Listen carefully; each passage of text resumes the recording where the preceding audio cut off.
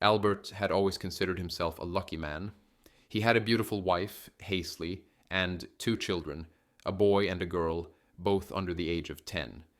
Their life seemed picture perfect, living in a cozy suburban home where everything appeared to be in its right place.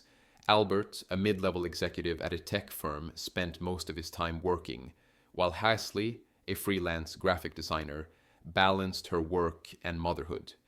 Despite their busy schedules, they always made time for family dinners, weekend trips, and cozy nights in, where they would talk about everything and nothing.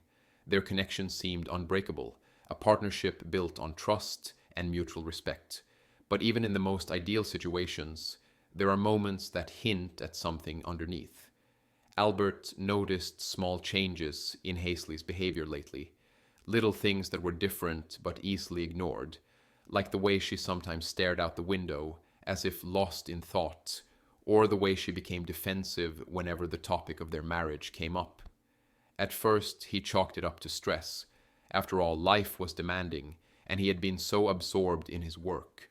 But these tiny shifts were beginning to plant a seed of doubt.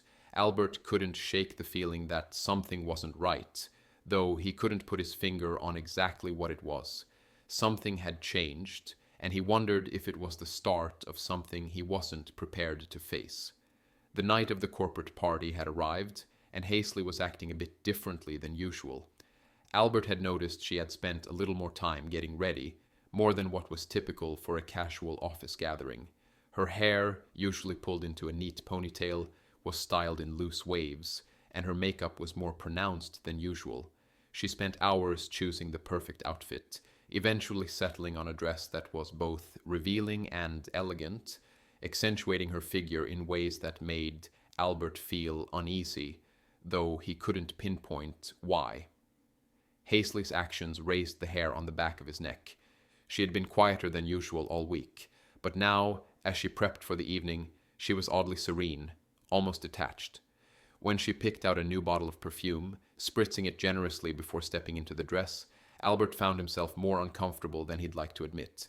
The scent was familiar yet different, stronger, with a sensual undertone he hadn't noticed before. "I just want to look my best for the party," Haisley explained, noticing his lingering gaze. "It's important for my career." Albert nodded, though his unease deepened. It was the insistence on attending that bothered him most. "Are you sure you need to go? I mean, it's just a corporate thing," he asked, hoping to bring up some concerns, but she quickly dismissed them. "It's important for networking. You know how these things go," she replied, brushing him off with a smile, as though everything were perfectly fine. Reluctantly, Albert agreed, his mind swirling with unspoken questions. There was something about her behavior tonight that felt off, but he couldn't put his finger on it. He watched as Haisley left, her steps confident and purposeful, but his stomach twisted with a growing sense of dread. As Haisley slipped out the door, Albert stood there for a moment, watching her silhouette fade into the night. A sense of unease settled over him. He tried to shake it off, rationalizing that it was just his imagination running wild. She had never given him a reason to doubt her before, so why would this night be any different? Yet, as the hours passed and the clock ticked on, his feelings of anxiety only intensified. At around midnight, unable to push his thoughts aside, he dialed her number. The loud music and indistinct chatter from the other end of the line made him feel even more disconnected. "Hey, just checking in. Everything okay?" he asked, his voice laced with concern. Haisley's voice came back, slightly muffled but calm. "Yeah, everything's fine. Just a bit loud here, but it's all good. Don't worry, I'll be home soon." She sounded distant, and the brief conversation did little to ease his concerns. Albert hung up, still feeling restless. It wasn't like Haisley to be so vague. He tried to dismiss it, telling himself she was just caught up in the excitement of the event. But an hour later, when he called again, his unease reached a boiling point. Her phone rang once, twice, and then went to voicemail. He tried again. Nothing. The silence on the other end was deafening. Anxiety gripped him, gnawing at his insides as a sense of dread clouded his thoughts. Something was wrong. He just couldn't figure out what.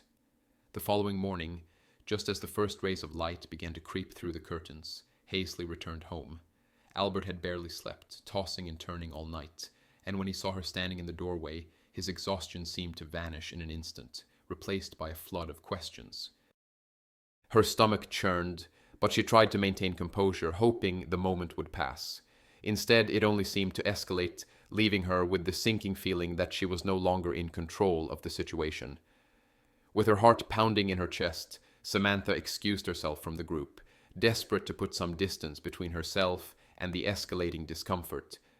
She weaved through the crowd, her mind racing as she tried to find a quiet spot to collect her thoughts. The restroom seemed like the only sanctuary where she could gather herself and breathe. Her steps were quick and purposeful as she made her way down the hallway, hoping the cool, neutral space would offer her some relief. Once inside, she leaned against the sink, trying to steady her breath. Her mind replayed the moments of unease, and a cold knot of fear began to settle deep in her stomach. Reaching for her phone, she was about to call Chris when she realized her phone was still in her purse, which she had left in the cloakroom. Panic flared as she stood in the restroom, suddenly feeling more isolated than ever. She thought about going back to retrieve it, but the idea of facing the crowd again, especially after everything that had happened, made her stomach turn.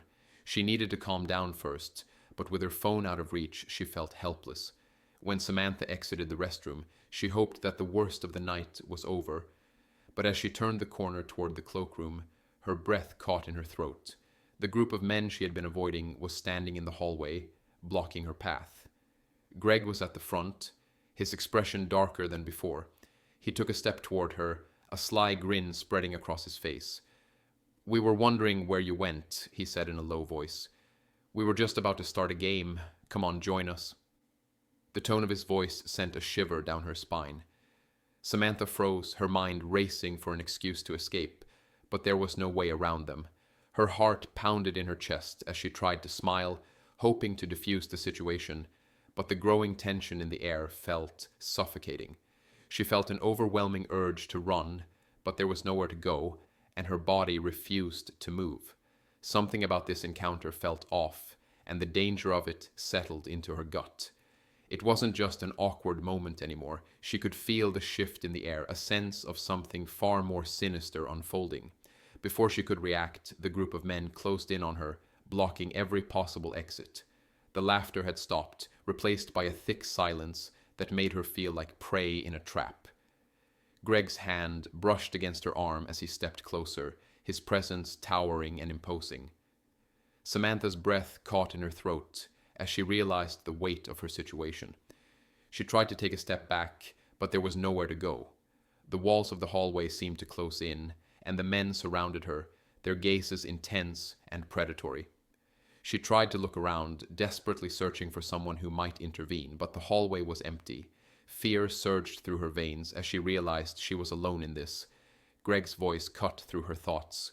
"We'll have some fun, don't worry." The cold, calculating tone made her stomach churn. They were no longer playing around. They were closing in, and it was becoming clear that they were not about to let her go easily. Samantha felt her panic rise as they began to push her toward a back room, her mind screaming for her to escape, but her body was frozen with fear. She was trapped. The moment was a blur. Samantha managed to break free from their grasp, her body propelled by pure adrenaline as she shoved past one of the men. She bolted down the hallway, her heart hammering in her chest as she ran toward the restroom. She didn't know where she was going, only that she had to get away. Her feet barely touched the ground as she sprinted through the hall, her eyes scanning for anyone who might help. As she rounded a corner, she collided with someone. It was Lauren, a staff member she had briefly met earlier in the night. Lauren's eyes widened as she took in Samantha's distressed expression. Without a word, Lauren stepped forward and grabbed her arm, leading her down a side hallway toward a back office. "You're okay now," Lauren said softly, her voice steady and reassuring. Samantha didn't speak. She didn't need to. The relief that flooded her in that moment was enough. Lauren shut the door behind them, and for the first time in what felt like hours, Samantha allowed herself to breathe. She was safe. "I know about the party," he said, his voice calm, too calm. "I know about the men you were with, and I know exactly what happened." Haisley froze. The color drained from her face as Albert pulled his phone from his pocket and played the footage from the hotel. Her eyes widened and her mouth went dry as the video played, revealing her betrayal. Albert, she stammered, but the words faltered. The reality of the situation began to hit her. There was no escaping the truth. Hazley's composure shattered almost instantly. Her eyes welled up with tears as she tried to explain, to make sense of what she had done. Albert, please. It wasn't like that. I was drunk, okay? It was a mistake. I didn't mean for it to go this far. Albert's anger flared, his fists clenched at his sides. A mistake? You betrayed me, Hazley. You betrayed our children. You didn't just make a mistake. You lied, you cheated, and you did it with multiple men. How could you do this to us? Tears streamed down Hazley's face as she tried to make excuses. It was just a couple of bad decisions. I didn't mean for it to hurt anyone. I was just looking for something, I don't know. Something? Albert spat, his voice shaking with fury. You think that's an excuse? You think I'll just forgive you because you were looking for something? You've destroyed everything. She broke down completely, sobbing uncontrollably. I'm sorry, Albert. I'm so sorry. Please don't leave me. But Albert's heart had hardened. His trust in her had been shattered beyond repair, and nothing she as Hazley continued to sob. Albert stood up, his decision final. He couldn't stay in a marriage built on lies, on betrayal. I'm filing for divorce, Hazley, he said, his voice steady but cold. This is over. I can't forgive you for this. Her sobs intensified, but she tried to reach out, her hands trembling. Albert, please, no, I'll do anything. I'll change. I'll prove it to you. Please don't do this. Albert shook his head. You've already proven everything you need to. You've proven that you don't care about our family. I can't trust you anymore. He looked at her one last time, his heart heavy but resolute. I'll be seeking full custody of the kids. You need to understand the consequences of what you've done. It's not just our marriage that's at stake here. Hazley's eyes widened in disbelief. You wouldn't do that, she whispered, her voice breaking. I already have, Albert replied, and nothing you say will change it. With that, he turned, walking toward the door, leaving Hazley standing there, her world falling apart. The days following the confrontation were a whirlwind. Albert knew he had to take control of the situation completely. The marriage was over, but that wasn't enough. He needed to make sure Hazley knew the full extent of the consequences. He spent the next few days researching the two men involved in the affair. It wasn't enough to simply divorce Hazley. He couldn't let them walk away scot-free. After some digging, he found out the names of the men and their wives. He couldn't let them remain in the dark, so he sent them the footage, ensuring they knew exactly what their husbands had been up to. As he did all of this, Albert felt a strange sense of closure. He wasn't proud of what he was doing, but he knew it was necessary. He had to take control, to stand up for himself, for his children, and for the life he had once believed in. It wasn't an easy road, but as he moved forward, he knew that he had done what he had to do. The truth had come out, and now he could start healing. Months passed, and the dust finally settled. Albert had moved into a new apartment, closer to work and the kids' school. The weight of his decision still lingered, but there was also a sense of relief. He was no longer trapped in a toxic relationship, no longer living in the shadow of betrayal. He spent more time with his children, focusing on their well-being and rebuilding their lives together. They adjusted to the changes, and though it wasn't easy, it was clear that they were all better off. Albert reflected often on the choices he had made. It hadn't been easy, but it had been necessary. His self-respect had been restored, and he had finally let go of the past.